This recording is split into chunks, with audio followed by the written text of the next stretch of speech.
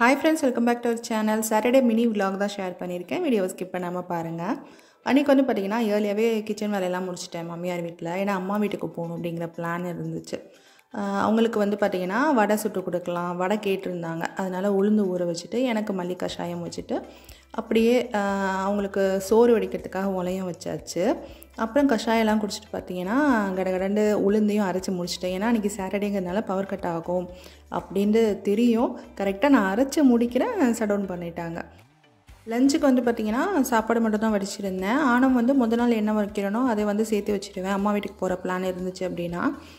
முன்னாடிலாம் இப்படி இல்லை, அவங்களே வந்து எல்லா வேலையும் பார்த்துப்பாங்க. இப்போ உடம்பு சரியில்லாமல் ஆனதுலேருந்து இந்த மாதிரி குக்கிங் இதெல்லாம் வந்து பார்க்க முடியல அப்படின்னு சொல்கிறாங்க. அதனால் எல்லாமே ரெடி பண்ணி வச்சுட்டு அம்மா வீட்டுக்கு கிளம்பிட்டேன். அங்கே போய் கொஞ்சம் நேரத்துலேயே வந்து பார்த்திங்கன்னா ஆன்லைனில் ஆர்டர் பண்ணியிருந்த பார்சல் வந்து டெலிவரி பண்ணியிருந்தாங்க. இப்போ வர பார்சல்லாம் பார்த்திங்கன்னா அவங்களே செக் பண்ணிவிட்டு கொடுத்துட்டு போயிடுறாங்க.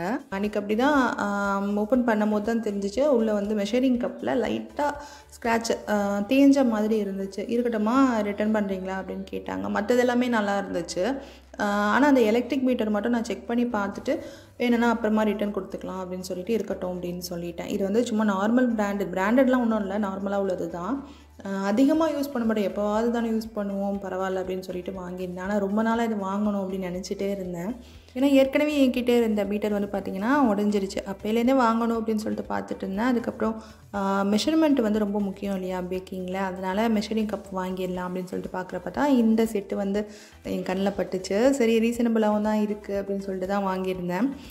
நீங்கள் இது வாங்கணும் அப்படின்னு நினச்சிட்டு இருந்தீங்க அப்படின்னா கீழே டிஸ்கிரிப்ஷனில் இதோட லிங்க் கொடுக்குறேன், செக் பண்ணி பாருங்கள்.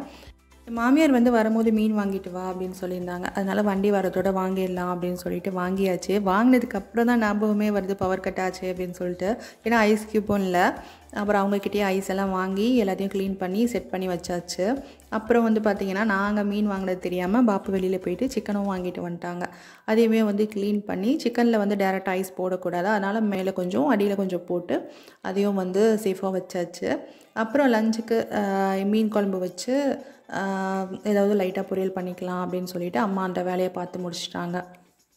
அதுக்கப்புறம் சாப்பிட்டுட்டு நல்லா ரெஸ்ட் எடுத்துட்டேன். ஏன்னா மீனெல்லாம் கழுவி முடிக்கிறதுக்குள்ளே அவ்வளோ டயர்டாயிருச்சு. ஈவினிங் தான் வந்து பார்த்திங்கன்னா வாங்கின புது செட்டை வச்சு ஒரு மஃபின் பண்ணலாம் அப்படின்னு சொல்லிட்டு வாழைப்பழம் எடுத்துருந்தேன். இதுக்கு வந்து பழுத்த வாழைப்பழமாக இருந்தால் நல்லாயிருக்கும், ஆனால் ஓரளவு சாப்பிட்ற மாதிரி தான் பழுத்து இருந்துச்சு. சரின்னு சொல்லிட்டு சின்ன சின்ன பீஸாக கட் பண்ணிவிட்டு அதை கையால் நல்லா மசிச்சு எடுத்துக்கிட்டேன். இதுக்கு வந்து பார்த்திங்கன்னா 300 கிராம் அளவுக்கு பழம் தேவைப்படும். இதை வந்து மிக்சியில் போட்டு அடிச்சிட்டோம் அப்படின்னா ரொம்ப வளவலன்னு ஆயிரும். அப்படி பண்ணக்கூடாது. இந்த மாதிரி கையால் நல்லா மசிச்சுட்டு கையால் எடுத்து பார்க்குறப்ப சின்ன சின்ன பீஸாக இருக்கணும், அப்படி இருந்தால் தான் நல்லாயிருக்கும். 1 டீஸ்பூன் அளவுக்கு உப்பு சேர்த்துட்டு 50 கிராம் பால், 50 கிராம் எண்ணெய் வந்து பார்த்திங்கன்னா ரிஃபைண்ட் ஆயில் சேர்த்துக்கங்க. எந்த ஃப்ளேவரும் இருக்கக்கூடாது, கடலெண்ணெய் நல்லெண்ணெய் அந்த மாதிரி எதுவும் சேர்க்கக்கூடாது. அப்புறம் வந்து சீனி வந்து 2 கப் அளவுக்கு, இப்போ 50 கிராம் 1 கப்பில் மெஷர்மெண்ட் எடுக்கிறீங்க அப்படின்னா 2 கப் அளவுக்கு சீனி எடுத்துக்கோங்க. இது எல்லாத்தையும் நல்லா வந்து பீட் பண்ணிக்கோங்க. எலக்ட்ரிக் பீட்டர் யூஸ் பண்ணணும் அப்படின்லாம் இல்லை, ஒயர் விஸ்க் வச்சு கையாலேயே நீங்கள் பீட் பண்ணி எடுத்துக்கலாம். ஏன்னா ஜீனி கரைஞ்சால் மட்டும் போதும். அப்புறம் 250 கிராம் மைதா மாவு எடுத்திருந்தேன். சிம்பிளாக மெஷர்மெண்ட் சொல்லணும் அப்படின்னா நம்ம கம்மியாக இதில் சேர்க்குறது வந்து பாலும் எண்ணெயும் தான். அதுக்கு வந்து நீங்கள் எந்த கப் யூஸ் பண்ணுறீங்களோ அந்த கப்பாலேயே 5 கப் அளவுக்கு மைதா மாவை அளந்து எடுத்துக்கோங்க. அதுக்கப்புறம் 1 டேபிள் ஸ்பூன் அளவுக்கு பேக்கிங் பவுடர் சேர்த்துட்டு உங்களுக்கு எந்த நட்ஸ் பிடிக்குமோ அதை வந்து சேர்த்துக்கோங்க. நான் வந்து திராட்சை மட்டும் தான் சேர்த்துருந்தேன். மிக்ஸ் பண்ணுறப்போ ரொம்ப திக்கான பேட்டராக இருந்துச்சு அப்படின்னா கொஞ்சம் கொஞ்சம் பால் சேர்த்து மிக்ஸ் பண்ணிக்கோங்க. ஆனால் இந்த அளவுக்கு திக்காக இருந்துச்சு அப்படின்னா தான் மஃபின் கரெக்டாக வரும். ஃபஸ்ட்டு நான் 50 கிராம் பால் சேர்த்தேன் இல்லையா, அதுக்கப்புறம் இப்போ எக்ஸ்ட்ராவாக ஒரு 25 கிராம் பால் சேர்த்துருக்கேன். மிக்ஸ் பண்ணும்போது சேருங்க. நீங்கள் ஃபஸ்ட்டே சேர்த்து மிக்ஸ் பண்ணிட்டீங்கன்னா அப்புறம் எக்ஸ்ட்ரா மாவு சேர்க்குற மாதிரி இருக்கும். அதுக்கப்புறம் ட்ரேயை நல்லா க்ரீஸ் பண்ணிவிட்டு எல்லா மாவையும் சேர்த்துட்டேன். இது ரெடி பண்ணுறதுக்கு முன்னாடியே பார்த்தீங்கன்னா ப்ரீஹீட் பண்ணுறதுக்கு டைம் செட் பண்ணிட்டேன். 10 நிமிஷத்துக்கு 180 டெம்பரேச்சர் செட் பண்ணிவிட்டு 2 ராடுமே ஆன் பண்ணி வச்சுட்டேன். பேக்கிங் டைம் பார்த்தீங்கன்னா 40லேருந்து 45 மினிட்ஸ் ஆகும். சேம் இதே டெம்பரேச்சரில் பேக் பண்ணும் போதும் வச்சுக்கணும். அதே மாதிரி 2 ராடுமே ஆன் பண்ணி வச்சுக்கணும். சில ஓடிஜியில் வந்து பார்த்திங்கன்னா கீழே உள்ள ராடு மட்டும் ஆன் பண்ணாலே போதும் அப்படிங்கிற மாதிரி இருக்கும். ஆனால் என்னோடதில் 2மே ஆன் பண்ணியிருக்கணும்.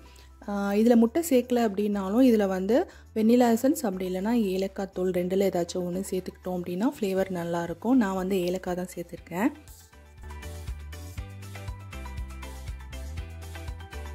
இதுவே இன்னும் கொஞ்சம் ஹெல்த்தியாக பண்ணணும் அப்படின்னு நினச்சிங்கன்னா ஜீனிக்கு பதிலாக நாட்டு சக்கரை சேர்த்துட்டு மைதாக்கு பதிலாக கோதுமை மாவு சேர்த்து பண்ணி பாருங்கள். அதுவுமே ஒரு டிஃப்ரெண்ட்டான டேஸ்ட்டில் ரொம்பவே நல்லாயிருக்கும். அவ்வளோ சாஃப்டாக இருந்துச்சு. ரொம்ப சிம்பிளாக பண்ணுற கேக் தான். கண்டிப்பாக ட்ரை பண்ணி பாருங்கள். ட்ரை பண்ணிங்கன்னா உங்களோட ஃபீட்பேக்கை கமெண்ட் செக்ஷனில் ஷேர் பண்ண மறக்காதீங்க. இந்த வீடியோ பிடிச்சிருந்துச்சுன்னா லைக் பண்ணிவிட்டு சப்ஸ்கிரைப் பண்ணிவிட்டு பக்கத்தில் இருக்கிற பெல் ஐக்கானையும் ப்ரெஸ் பண்ணி வச்சுக்கோங்க. தேங்க்யூ ஸோ மச் ஃபார் வாட்சிங்.